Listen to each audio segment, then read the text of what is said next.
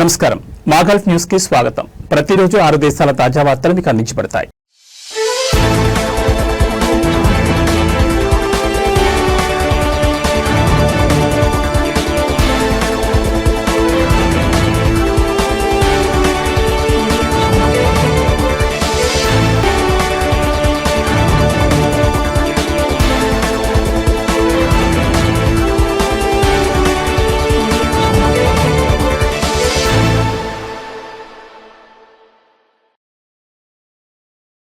స్థానిక అంతర్జాతీయ ఉత్తమ పద్ధతులకు అనుగుణంగా రాజీ సేవలను మెరుగుపరిచినట్లు సౌదీ అరేబియా న్యాయ మంత్రిత్వ శాఖ వెల్లడించింది.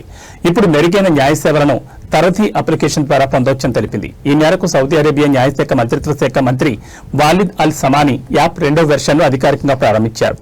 కొత్త యాప్ న్యాయ వ్యవస్థ సామర్థ్యాన్ని మెరుగుపరచడం, సేవా నాణ్యతను మెరుగుపరచడం, విధానాలను వేగవంతం చేయడం మరియు సరళంగా సేవలను అందించడమే లక్ష్యంగా ఏర్పాట్లు చేసినట్లు అధికారులు తెలిపారు. ఈ ప్లాట్ఫామ్ ద్వారా జారీ చేయబడిన ఒప్పందాలు చట్టబద్దంగా అమలవుతాయని పేర్కొన్నారు.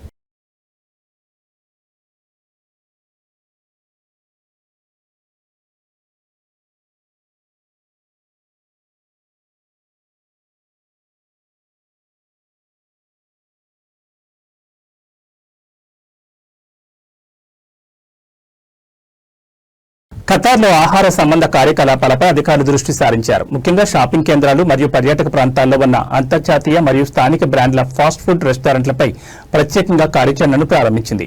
ఈ మేరకు ఖతార్ ప్రజారోగ్య మంత్రిత్వ శాఖ ఆయా ఫుడ్ రెస్టారెంట్లలో విస్తృత తనిఖీలు చేపట్టింది. దాదాపు 545 రెస్టారెంట్లను పరిశీలించారు. ఈ సందర్భంగా 634 నమూనాలను సేకరించినట్లు ప్రజారోగ్య మంత్రిత్వ శాఖ తెలిపింది.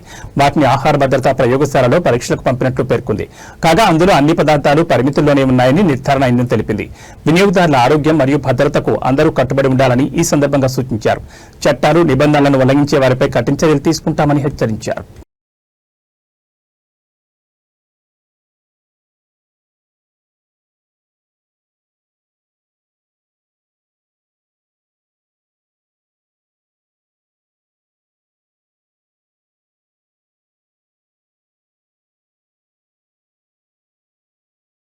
దుబాయ్ లోనా general directorate of identity and foreigners affairs ప్రతిష్టాత్మకమైన best artificial intelligence governance strategy of 2025 అవార్డును గెలుచుకుంది.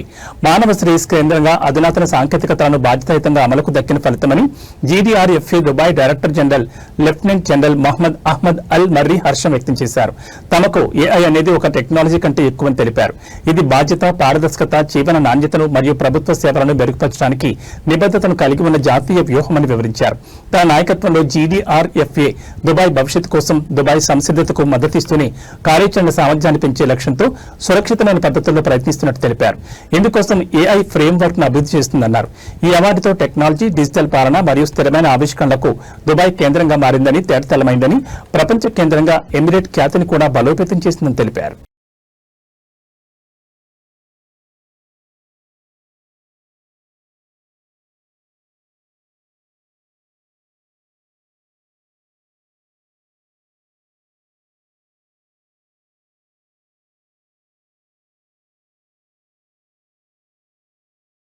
కువైట్లో HIV test results forgery case కలకలం లేపుతోంది. సంచలనం సృష్టించిన ఈ కేసును న్యాయమూర్తి నాజర్ సలేం అల్ హైద్ అధ్యక్షతన న్యాయమూర్తులు ముతైబ్ అల్ అరాది మరియు మహ్మద్ అల్ సనియా సభ్యులుగా ఉన్న అప్పీల్స్ కోర్టు విచారించింది. హెచ్ఐవీ మరియు హెపటైటిస్ రక్త పరీక్ష ఫలితాలను తప్పుగా చూపించడానికి, నకిలీ మంచి ఆరోగ్య ధృవీకరణ పత్రాలు జారీ చేయడానికి ఉద్యోగులకు కేడీ 200 లంచం ఇచ్చినందుకు ఒక ప్రవాసికి 10 సంవత్సరాల కఠిన కారాగార శిక్ష విధించింది. సేకరణ కేంద్రాలు మరియు ప్రయోగశాలల మధ్య రవాణా సమయంలో రక్త నమూనాలను తారుమారు చేయడం ఫోర్జరీ పథకంలో భాగంగా నిందితులు చేసేవారు. పరీక్ష ఫలితాలను తారుమారు చేయడానికి లంచాలు చెల్లించారని పేర్కొన్నారు.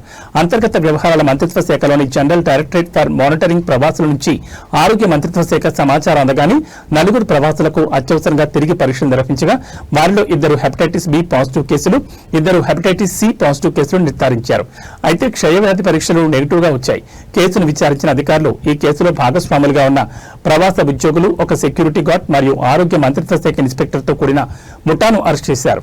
విదేశాలలో నకిలీ వ్యాపారం ప్రారంభమైందని, అక్కడ ఒక మహిళ వైద్య నివేదికలపై అధికారిక స్టాంపులను నకిలీ చేసిందని, పాజిటివ్ కేసులను నెగిటివ్ గా గుర్తించినట్లు దర్యాప్తులు వెల్లడైంది.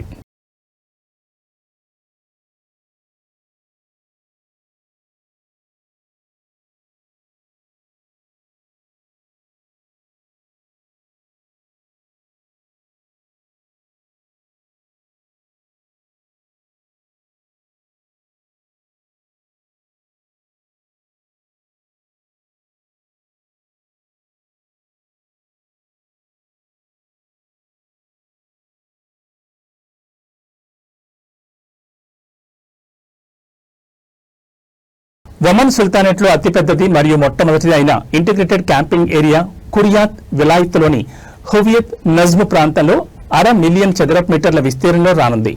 కురియాత్ విలాయత్లో హువియత్ నజ్మ్ అభివృద్ధి ప్రాజెక్టు కోసం టెండర్ ఆమోదించినట్లు మస్కట్ గవర్నరేట్ ప్రకటించింది. ఈ ప్రాజెక్టులో అతిపెద్ద క్యాంపింగ్ ఏరియా ఏర్పాటు, బహిరంగ కార్యకలాపాలు, నడక మార్గాలు, సందర్శకుల కోసం ప్రజా సౌకర్యాలు మరియు 144 మంది సందర్శకుల రోజువారీ సామర్థ్యంతో విస్తారమైన పచ్చని ప్రదేశాలున్నాయి.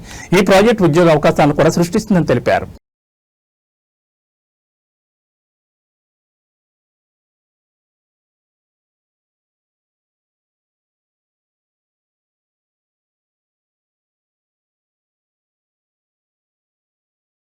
బహ్రెయిన్లో fake employment social insurance fraud కేసులో కోర్టు తీర్పును వెలువరించింది. కేసును విచారించిన మొదటి హై క్రిమినల్ కోర్టు మొదటి నిందితుడికి 5 సంవత్సరాల జైలు శిక్ష మరియు 10,000 బహ్రెయిన్ దినార్ల జరిమానా, రెండవ నిందితుడికి 3 సంవత్సరాల జైలు శిక్ష మరియు 5,000 బహ్రెయిన్ దినార్ల జరిమానా విధించింది.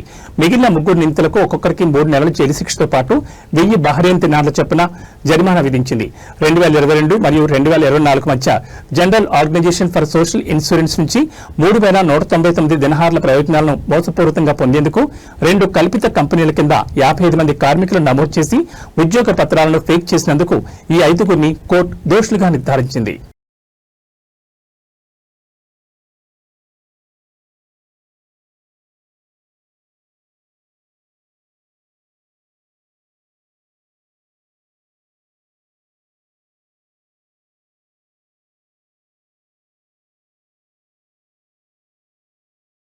ఇవి మా గల్ఫ్ న్యూస్ విశేషాలు. మరో బులెటిన్లో మళ్ళీ కలుసుకుందాం. నమస్కారం.